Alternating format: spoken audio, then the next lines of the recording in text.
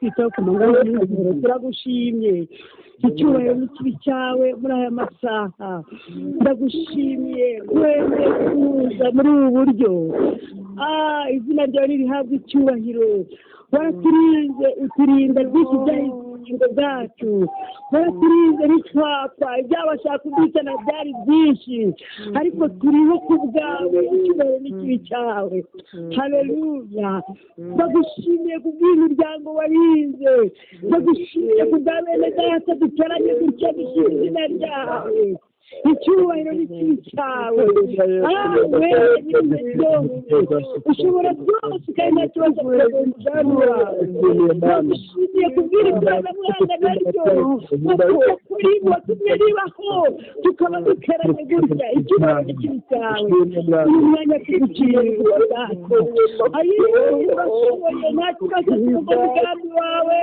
niwe warinze ubwoko bwawe ubwambutse inyanja itukura haleluya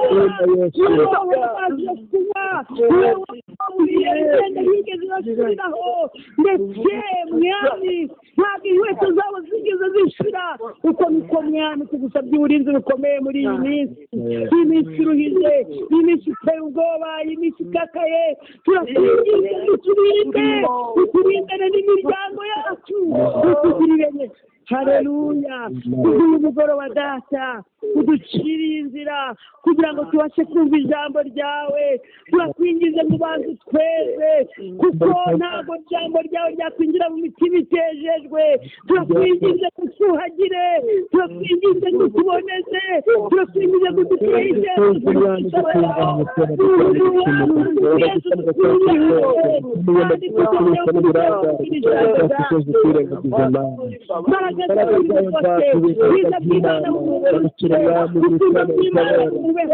ntabariwe mwambika imbaraga haboneka abona imbere yawe umukureye cyane igisarasho ukurakureye hose kandi mwami ubwo agiye kuvuga avuga ahagaze mu mbaraga zawe neza yawe ugotera urukundo rwawe nturukire natwe imitima yacu igiye kwakira ijambo ryawe yera nyiri ibihe ryose utugirire neza indukindure nziza ijambo rya kacu rikomeze mu mitima yacu icyubahiro n'ikibi cyawe kidufasha uko duteranye dutya kandi na bene data batabonetse mu iri teraniro urambika imbaraga ubabike ubagirire neza kugira ngo igihe gikwiriye ubwo uzakingura insengero tuzongere tuboneke duterane urakarama kuri imana yacu ubwiza bwawe bujye kugota ubugingo bwacu ineza yawe itwereke muri ibi bihe bikakaye tubisabye twicishije bugufi mu izina rya yesu amen amen amen haleluya amen amina amina umugabo w'umugisha bakorera imana rwose bane baho umugisha ngiye kubatuza yesu nashimwe yesu ashimwe agerageza mu kigo cyane mwiyegereze na telefone azamura ijwi nyuma tugiye gusoma ijambo ry'imana riri mu rwandiko rwa mbere pawulo yandikiye abakorino ibice 9 umurongo waho ni wa 24 na 25 turi kumwumva adufashe azamura ijwi cyane rwose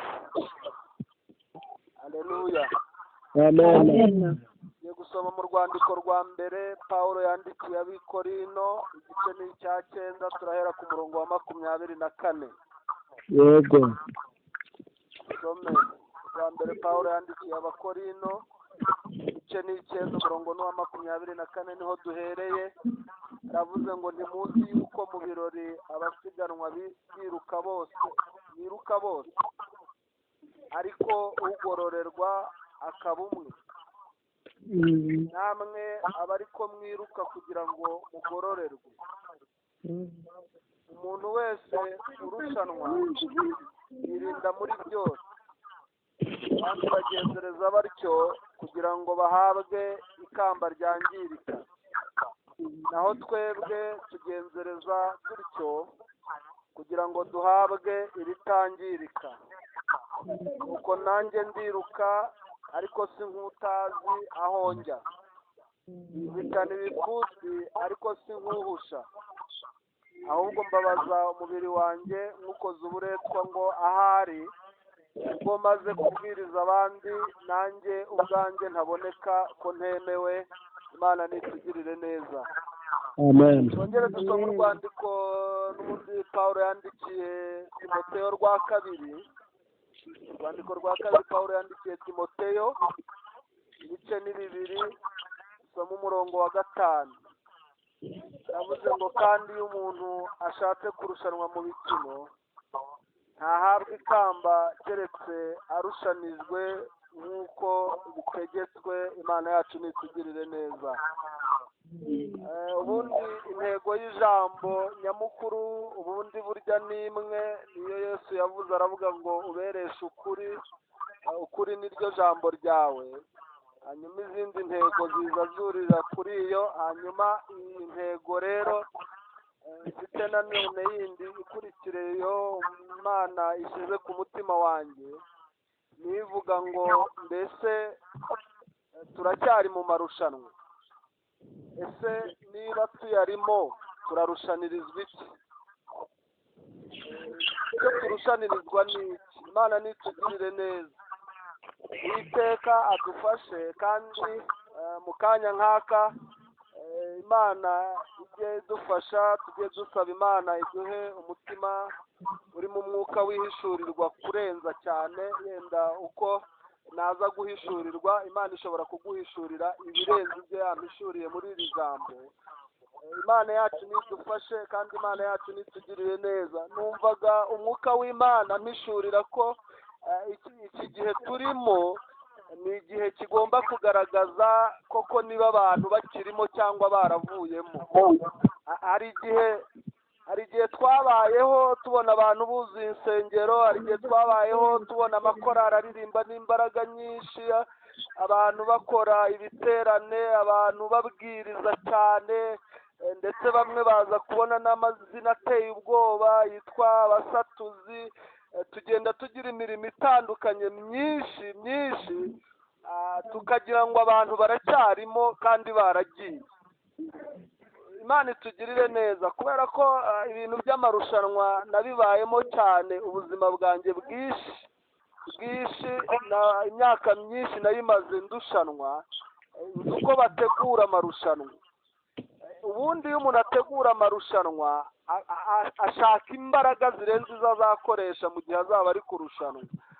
Hari igihe rero twabonye abantu mu nzu y'Imana, tubona abantu bumva ijambo ry'Imana tukagira ngo bararibitse. Ubundi iyo umuntu ategura amarushanwa bakora imyitozo myinshi cyane, ndetse bagakora amasaha arenze cyane ay'umukino uzamara. Haba hakenewe imbaraga ariko zigomba kugera mu ntsinzi kandi mu gihe gitoya. Imana nitugirire neza. Hanyuma iyo bategura amarushanwa, abatoza bakunda gutegura abakinnyi, ugasanga nk'ikipe ifite abantu 24 ariko mu by'ukuri bashakamo 11 bazakina mu gihe cy'irushanwa. Imana nitugirire neza. Hari abaviramo rero mu myitozo, hari abaviramo mu myitozo kugera igihe umutoza avuze ngo 11 nibo nzashyira mu kibuga. Imana nitugirire neza. Ugende wumva neza, ndashaka kubihuza n'ubuzima ariko bugaragara. Hanyuma ukagenda wumva neza. Ushobora kuba uyu munsi wa none umuntu yari ari mu bakinnyi bitoje ariko mu bari mu kibuga akaba atakirimo, kandi buri mukino wose bitewe n'imbaraga ufite, umutoza afite ukuntu agenda abigenza, akagenda ashyiramo umukinnyi bitewe n'uburyo umukinnyi amuzi. Imana yacu nidufashe kandi Uwiteka atugirire neza. Icyampa umwuka wera akaganira nawe. Ijambo turiho riri kuvuga ngo mbese turacyari mu marushanwa. Ese niba tunayarimo icyo duharanira ni iki? Ni ukuvuga ngo kuba mu marushanwa ubwabyo ntibihagije, ariko hagomba kubamo intego. Imana yacu nitugirire neza. None se niba twaravuyemo intego twayigezeho, ariko ndatekereza abantu duteranye muri uyu mugoroba ndumva bakiri mu ntego. cyangwa se bakiri mu marushanwa mba ariko mvuga, kuko intego yo hari umunsi bizagaragara koko niba abantu bararushanijwe bashaka ikamba ritangirika, kuko Bibiliya hano iravuze ngo abenshi hari ababigenzereza gutyo kugira ngo bagere ku bintu ariko binangirika. Muri ubu buzima bwa gikristu njya nkunda kubibwira abantu, Imana igira ubuntu bwinshi. Hari igihe Yesu yari afite abantu benshi ariko abarimo benshi badashaka ubugingo. Imana nitugirire neza. Icyo gihe cyari igiterane kinini cy'abantu ibihumbi, ngo arabagaburira abaha ibyo kurya, kandi nasomye Bibiliya irambwira ngo bari bamaranye iminsi 3 nawe. Abantu bashobora kumarana iminsi 3 na Yesu, abantu bashobora kwiyiriza ubusa bakamara iminsi 3 rwose, wababona bamaze iminsi myinshi mu rusengero ukagira ngo baracyari mu marushanwa kandi baravuyemo. Imana nitugirire neza. Baravanywemo nuko bashaka ikamba ryangirika. Imana yacu itugirire neza. Ndagira ngo twibukiranye ko ibintu byose Imana yaduhaye, ibintu byose Imana yadukoreye, ndagira ngo twongere twibukiranye uyu munsi ko ari ibintu byose binangirika. Imana yacu nitugirire neza. Nahoze ntekereza ijambo ry'Imana mu kanya ndi kuva mu mujyi nza mu rugo, nza ntekereza ukuntu umwami wacu Yesu yavuze ngo ababiri bazaba baryamanye, ngo hanyuma umwe agende ariko undi asigare. Aba bantu ni ukuri bazaba bagifite ubushobozi bwo kuba bakiryamanye. Urumva ni urugo rwiza rutakoze divorce, umugore n'umugabo babanye ngo neza, ariko ibyo dusabwa birenze ibyo. Imana yacu nitugirire neza. Birenze kuba urugo rubanye neza, kuko urugo rushobora kubana neza ariko rwararangije kuvamo. Imana yacu nidufashe, kandi umwami wacu aduhe kumva cyane icyo umwuka wera ashaka kuvuga. Nahoze ntekereza ukuntu ngo umwe azagenda ngo undi agasigara. Numva ngize ubwoba, ndavuga ngo burya no kuba mbanye neza n'umugore hari ikindi ngisabwa. Rero ndacyasabwa kurushanwa. Hanyuma Pawulo yandikira aba Bakorino yarababwiye ngo umuntu urushanwa yirinda muri byose. Imana yacu nitugirire neza. Ubundi amakipe agiye kurushanwa cyangwa agiye mu irushanwa bakunda gufata abakinnyi bakabajyana kwiherera, bakabajyana ahantu batazongera kubona ibintu bibamaramo imbaraga. Imana yacu nitugirire neza. Ariko hari ikintu turi kwibaza muri iyi minsi, kukiri mu marushanwa ariko ubwirinzi bwawe buhagaze gute? Imbere gatoya hari umukino ugiye guhura nawe. Urumva uyu wa covid hari abo ugaragaje ko bavuyemo. Birashoboka ko wenda waba uri kugenda wumva uharenga, ariko imbere gatoya hari n'undi. Biravuze ngo inshuti z'umusaraba tugerageze kwirinda muri byose, kandi uko twirinda ariko dushaka n'imbaraga z'ejo hazaza. Imana yacu nidufashe. Hari igihe abantu bashaka imbaraga ariko bageze mu kibasaba imbaraga rero zishakwa mbere. Mu minsi yashize abantu bajyaga bahamagara abantu gusenga, bakababwira abantu ati nyabuneka muze twiyirize ubusa. Abantu bakumva ni ibintu by'imihango biri aho ngo by'idini, ibintu bidafite ibisobanuro. Ariko inshuti z'umusaraba ndagira ngo mbabwire yuko imbaraga zizakubesha ejo uzishaka uyu munsi, ntabwo uzishaka ejo. Imana yacu nidufashe. Ni ukuvuga ngo ibyo turi kubona uyu munsi wa none, yenda nawe uburyo ubona uri kwitwara uyu munsi wa none birangana n'imbaraga wabitse mu gihe gitambutse. Ukuntu wagiye uha agaciro ibintu by'Imana mu gihe gitambutse, nibwo buzima uyu munsi wa none tubayemo. Imana nitugirire neza, kandi Uwiteka agume kudufasha. Umwami wacu Yesu Kristo aduhishurire byinshi cyane. Ndagira ngo mbabwire ko turi mu marushanwa ariko adusaba kwirinda kugira ngo tuzasingire ikamba ritangirika. Nibyo umuntu ashobora kuba yarasenze agasengera urubyaro yari yararubuze akarubona, ariko ndagira ngo mbwire ko abana utazabahorana, nutabasiga bo bazagusiga. Ibyo ni ibintu bishira rwose. Umuntu ashobora kwitwara neza akagira n'ishyaka ryinshi mu murimo w'Imana, yenda kugira ngo azabe iki, umuntu azabe mwarimu cyangwa se umuntu, ariko ibyo byose nagira ngo mbabwire ko birarangira, birashira. Inshuti z'umusaraba ndagira ngo uyu munsi twibukiranye ko imana idufatiye ikamba ritangirika ari ryo ry'ubugingo. Ni ukureba neza tukareba ese ababwiriza tubwiriza dushaka iki, ese k'uyu mugoroba duteranye kubera iyihe mpamvu? Nibyo hari abantu baje gusenga bakeneye akazi, kandi uyu mwami wacu Yesu arakabaha rwose, abagirira neza, ariko ntabwo akazi kazarangira. Nyuma y'akazi hari iki? Ibyo byose ni ibintu byangirika. Hari abantu basabye amafaranga, Imana irayabaha. Hari abantu basabye ko Imana ibagirira neza, kandi ni ukuri nagira ngo mbabwire ko uyu mwami wacu afite ineza nyinshi, afite kugira neza kwinshi gusumbye cyane uko twagutekereza. Aha abantu basabye Imana ko yabaha kwiga, barangije bayisaba akazi, irakabaha. Ariko nagira ngo mbabwire ko ibyo byose ni ibintu byangirika, ni ibintu biba biriho uyu munsi, ejo bikaba byagiye. Imana yacu nitugirire neza, Uwiteka nadufashe.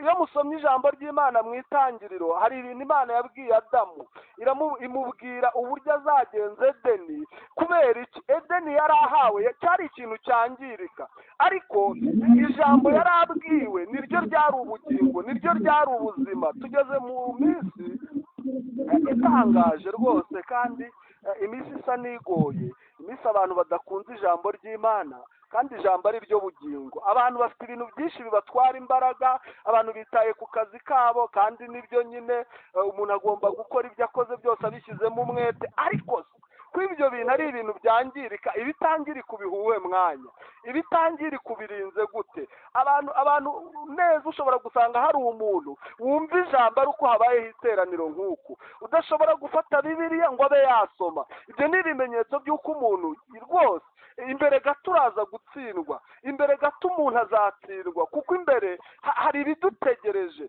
ngo byerekane imbaraga twabitse muri iyi minsi tumaze muri ibi bintu by'Imana. Imana yacu nidufashe, kandi umwami wacu natugirire neza. Pawulo yandikira Timoteyo aramubwira ngo ntabwo ari ukurushanwa uko ubyishakiye, oya, ntabwo ari ukurushanwa uko ubyitegetse, ngo ahubwo umuntu uhabwa iri kamba, umuntu uzabona ubugingo, ni umuntu warushanijwe uko byategetse. Ibi bintu turimo bifite nyirabyo.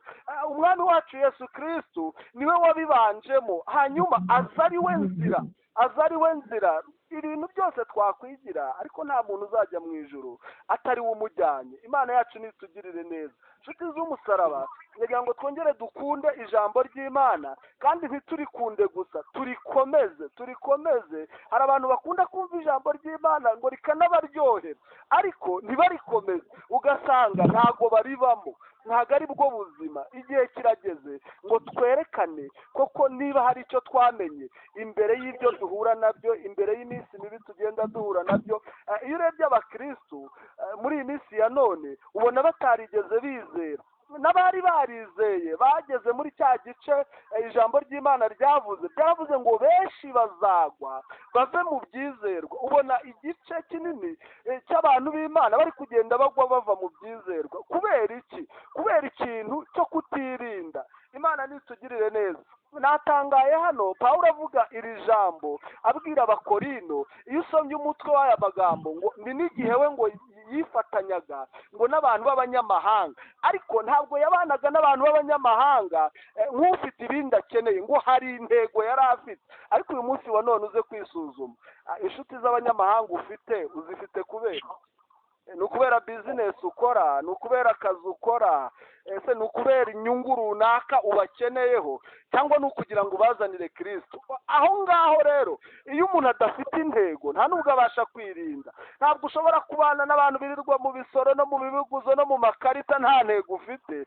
ngo ubashe kuzirinda, ntabwo bishoboka. Inshuti z'umusaraba, ndagira ngo uyu mugoroba twongere dusabe Imana yongere iduhe imbaraga zo kuguma muri aya marushanwa, kandi tuyagumemo tutameze nk'abandi. Imana yacu nitugirire neza, kandi umwami wacu nadufashe. Ngo Yesu Kristo muri iri teraniro rinini ngo yari afite, yabahaye imigati ndetse ngo bajya guhamagara n'abandi, kandi aba bantu bari bamaranye na Yesu igihe rwose. Abantu bashobora kuba mu rusengero bakamaramo igihe, abantu bashobora kuba mu masengesho, abantu bashobora kuba muri za korari, abantu bashobora kuba mu buyobozi, noneho ukajya ugira ngo koko bari kumwe na Yesu.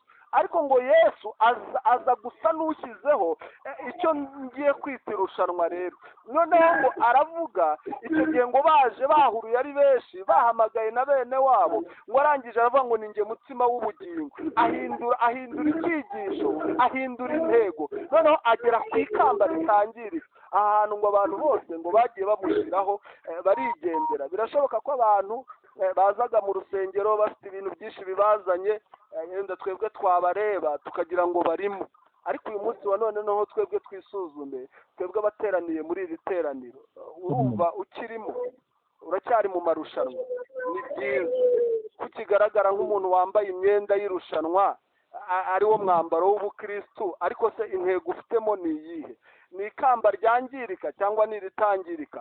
Twagiye tubona abantu benshi basengeshwa n'ibibazo bafite, ibibazo byaza bakagira ububyutse bw'amasengesho bwinshi, ndetse bakasenga n'iminsi myinshi n'abatabasha kwiyiriza bakabishobora, ariko bose icyo bashaka ari ikamba ryangirika. Ari abashaka akazi, ari abashaka ingo zahindukanye, abo bimeze nabi, abana bananiye, uburwayi, ibintu byinshi, ariko ibyo byose nshuti z'umusaraba ndagira ngo mbabwire ngo hari ababigenzereza gutyo bashaka ikamba ryangirika. Ariko uyu munsi twagira ngo twibukiranye tuvuge ngo twebwe nimureke tugume mu marushanwa kandi twitange kandi duharanire ko izina ry'Uwiteka riguma kubahwa, ariko nk'abantu nanone bafite icyo bashaka kugeraho.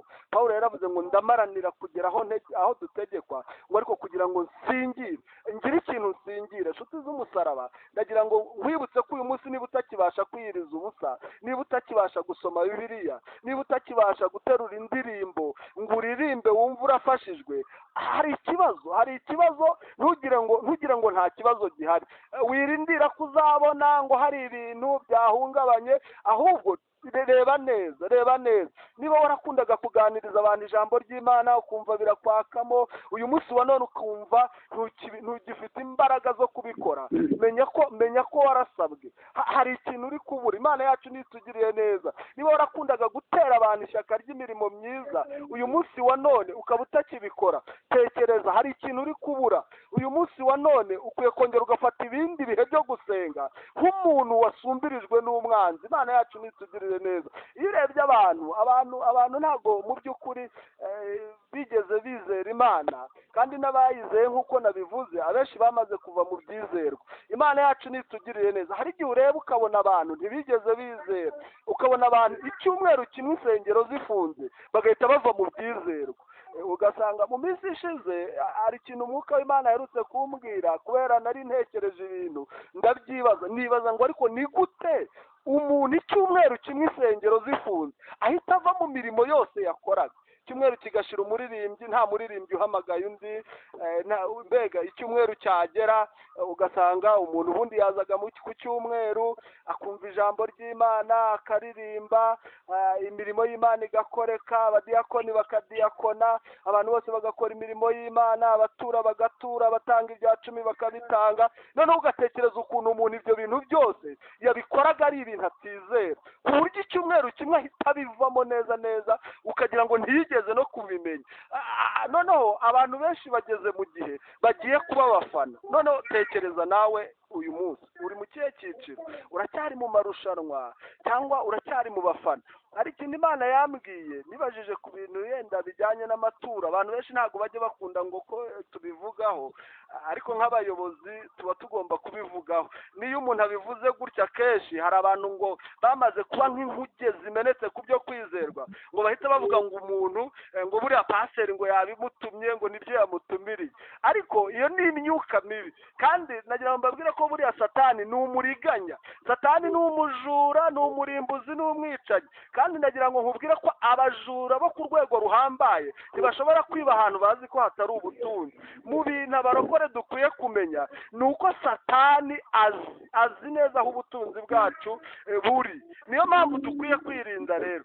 Ariko hari ikintu Imana yambwiye. Imana yarambwiye ngo wibabazwa cyane n'ibyo, kandi ntugume kubitekerezaho cyane, kuko hari abantu baturaga mu rusengero bameze nk'abishyura serivisi bahabwaga. Abo bantu rero ntiwibwire ko bashobora gutura iyo serivisi batayibonye, ko ubuzima bwabo bwa gikristo babayeho ntibigeze batura imana mu buzima bwabo. Urumva twebwe iyo mutanze amaturo turanezerwa tukishima, ariko buriya y'Imana yishimira ni makeya.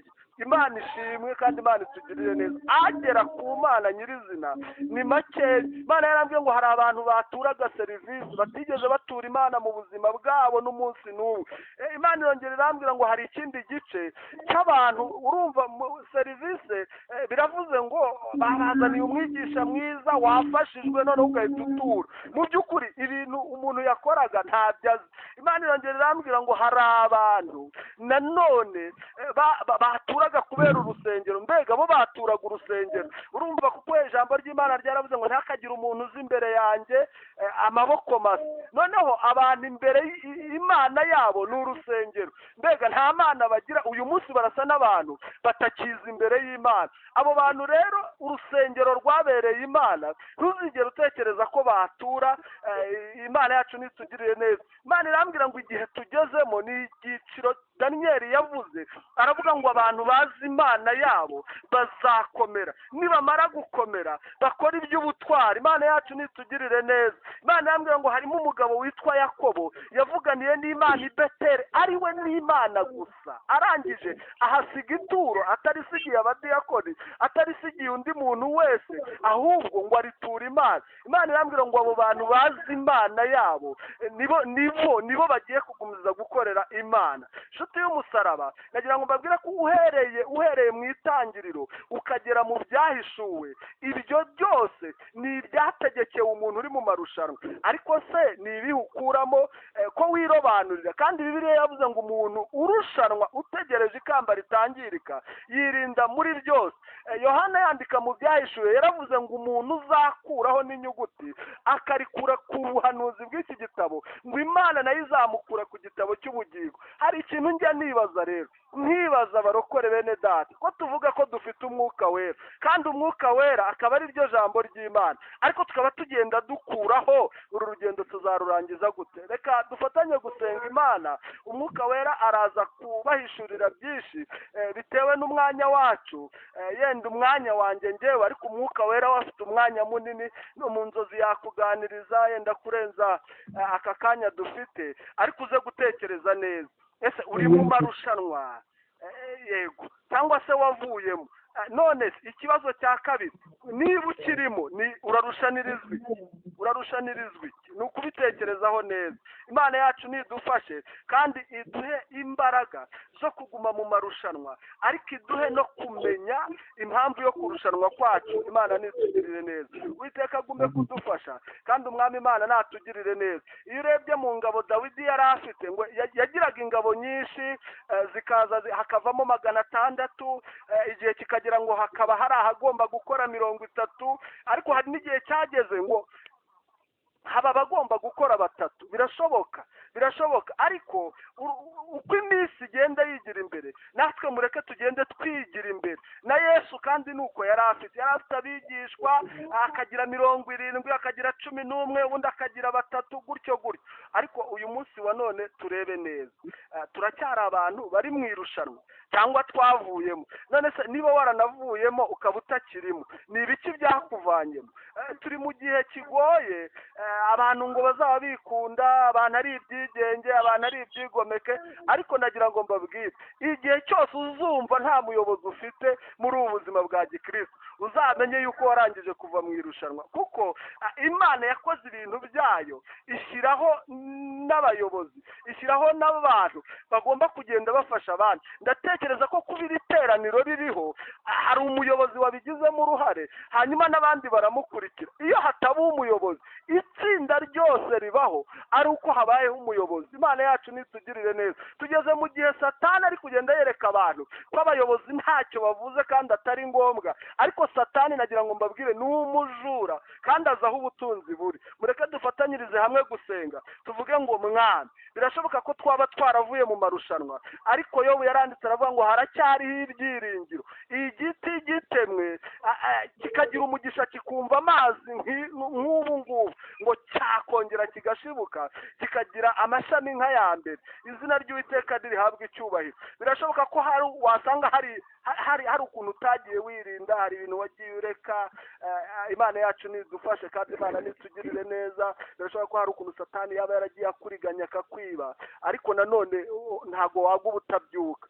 Birashoboka ko waba ukiri mu irushanwa ariko uri kurushanirizwa amakamba yangirika. Wowe uri umuntu wiyiriza gusa kubera ibibazo ufite, uri umuntu wiyiriza kubera ibyo ukeneye ku Mana, uri umuntu utanga amaturo wenda kuko nawe hari imigisha ukeneye iri buze.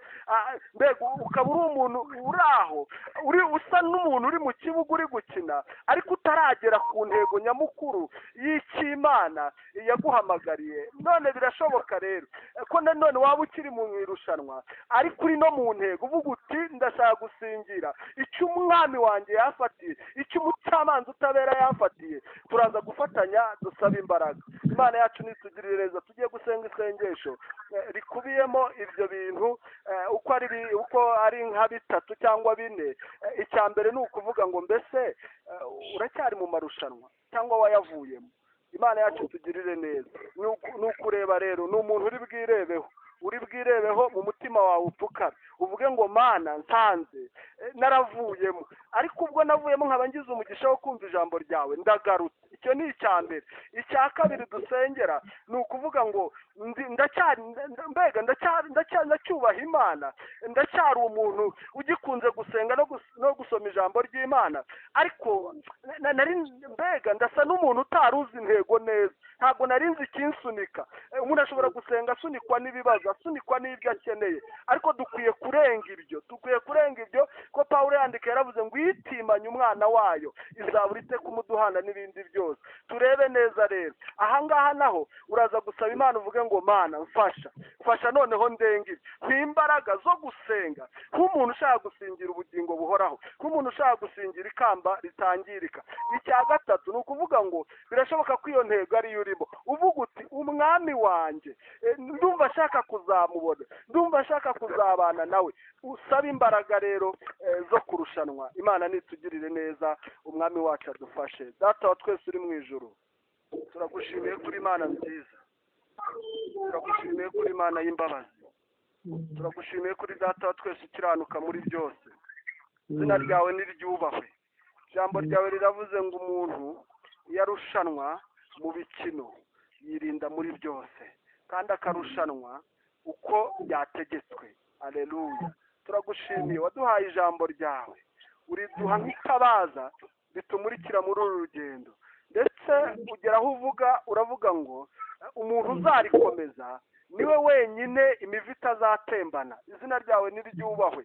Uwiteka uri Imana nziza kandi uri Imana y'amahoro. Waravuze ngo umuntu uryumva akarikomeza ngo imvura izagwa. Ntabwo wigeze uvuga ko imvura itazagwa, kandi ngo iyi mvura izanagwa ngo imivu itembe. Ntabwo wigeze uvuga ko imivu itazatemba, kandi nta nubwo wigeze uvuga ko imivu izagwa ku nzu zubatse ku musenyi gusa. Wavuze ko nizubatse ku rutare ngo iyi mvura izagwaho. Ndagushimiye Kristo ngo ariko ngo iyi nzu yubatse ku rutare, uyu muntu wakomeje ijambo ryawe, birashoboka ko ibyo afite byagenda umuvuka bitembana. Birashoboka ko hari ibyagaragaraga nk'ubuzima byagenda, ariko waravuze ngo iyi nzu izasigara. Iyi nzu ni twebwe wari uvuze. Izina ryawe niryubahwe. Ndagushimiye muri iri joro Uwiteka Mana Nyiringabo ngo urengere abantu bawe bashobora kuba bararangije kuva mu byizerwa bakabivamo kubera uburiganya bwa Satani n'inyigisho z'ibinyoma ziriho ubu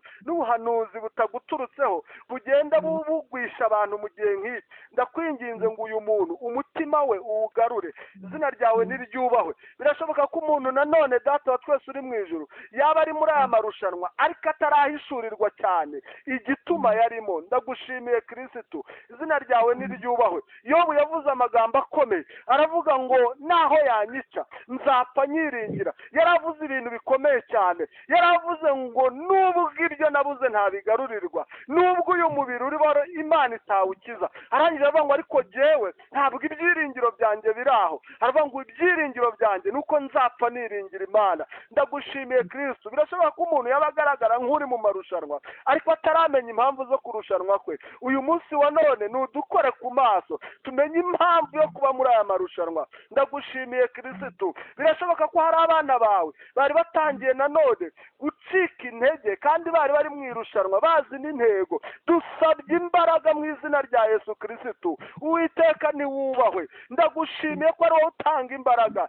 Niko Yesaya yahanuye yavuze ngo ni wowe imbaraga abananiwe utibashije ukamwongeramo. Igihe tugezemo kiradusaba kwerekana niba koko dufite imbaraga. Ndagushimiye Kristo. Tugeze mu gihe cyo kwerekana gukomera kw'Imana, tukakwerekanisha ibyo dukora. Izina ryawe niryubahwe. Ndagushimiye. Iki ni igihe itorero rigezemo ngo ryerekane umucyo ku isi. Amatabaza yacu rero ntabe nka yandi y'abakobwa b'abapfu. Uri uwera Mwami Yesu. Turinde, uturinde, udufashe imbaraga zo kwirinda ibitunamura, ibidutwarira amavuta kandi ari iby'ubusa. Ndakwinginze Uwiteka, komeza abana bawe. Turagushimiye kuri Imana y'amahoro kandi turagushimiye ko ukiranuka muri byose. None umuganire n'abana bawe mu izina rya Yesu Kristo. Amen. Imana ibahe umugisha. Amen. Amen.